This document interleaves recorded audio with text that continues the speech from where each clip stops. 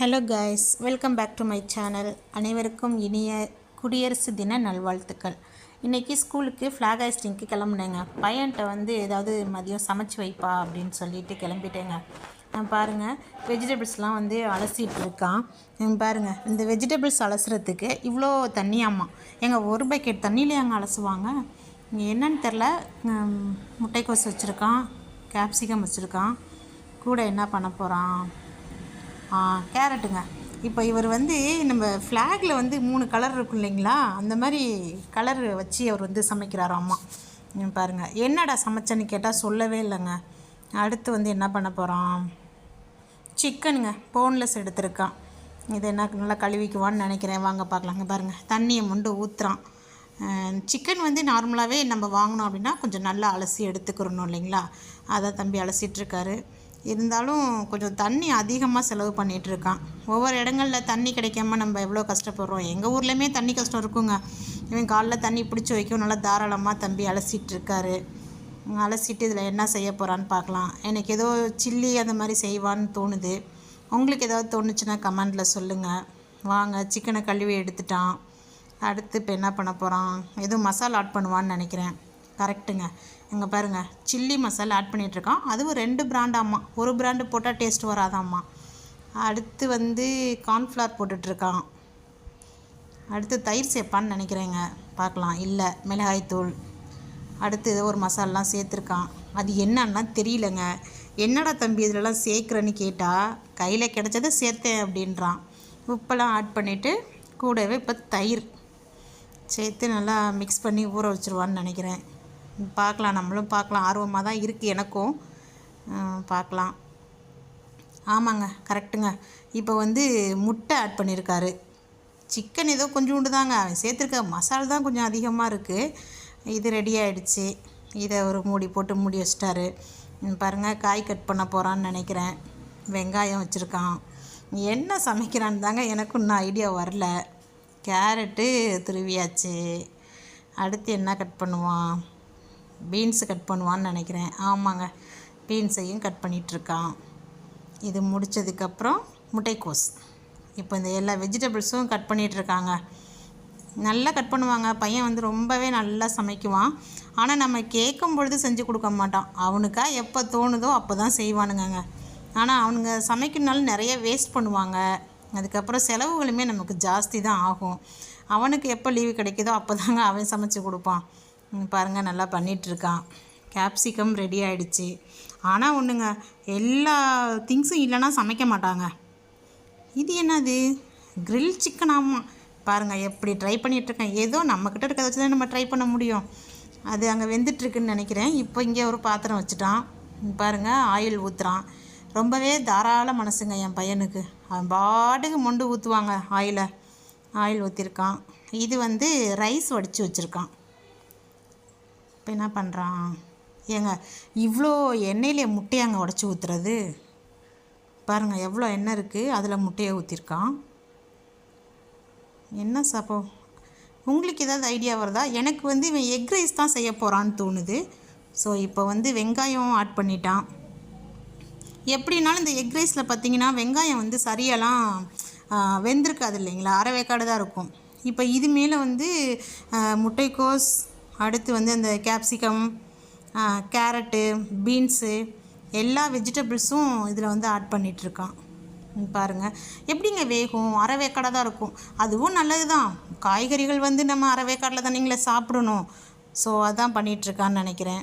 பாருங்கள், அடுத்து ரைஸை சேர்த்துட்டான். காய் வேகவே இல்லைங்க, ரைஸையும் சேர்த்துட்டான். இப்போ என்ன பண்ணலாம், மிக்ஸ் பண்ணிகிட்ருக்காரு. எனக்கும் சாப்பிடணும் போல தாங்க இருக்குது பார்க்க. அவன் வந்தோடனே சாப்பாடெலாம் கொடுக்கலங்க, நான் செஞ்ச வீடியோவை பாருங்கன்ட்டான்.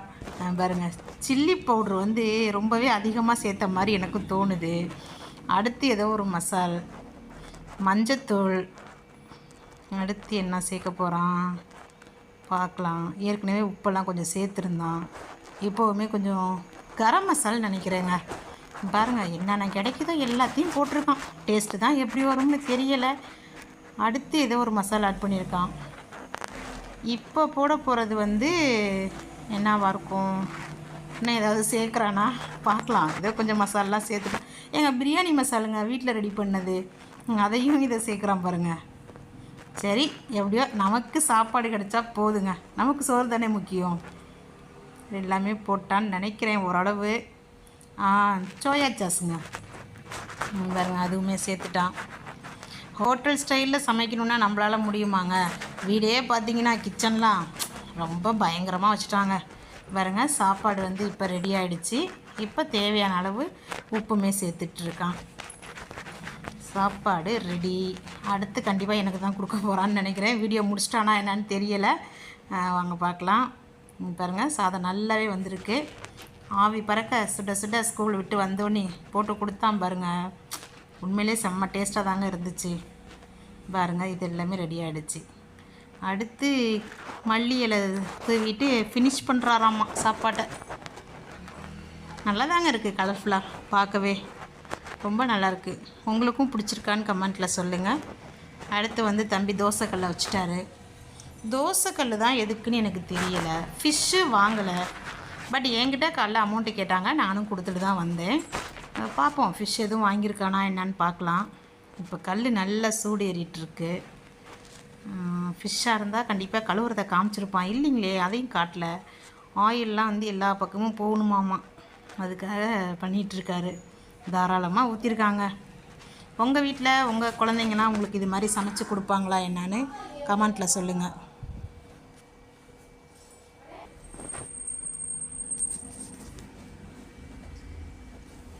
இது என்னங்க, ஃபிஷ்ஷு கிடையாதுங்க, சிக்கன் நினைக்கிறேன்.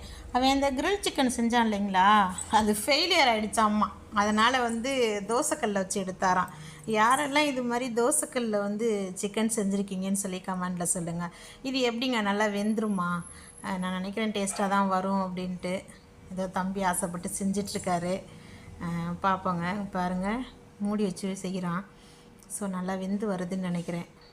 இப்போ இதை கொஞ்சம் நல்லா திருப்பி போட்டுட்டு பாருங்கள் அடியில் வெந்திருக்கான்னு பார்க்கலாம். வெந்த மாதிரி தாங்க இருக்கு. ஏன்னா நம்ம ஆயில் வந்து அதிகமாக சேர்த்ததுனால இது வந்து நல்லா வெந்திருக்குன்னு நினைக்கிறேன். எனக்கு தாங்க சாப்பிட கொடுக்க போகிறான். நான் தான் சாப்பிட்டுட்டு எப்படி இருக்குன்னு சொல்லணும். வீடியோ ஃபுல்லாக பார்த்தா தான் சாப்பிட தருவேன்னு சொல்லிட்டாங்க.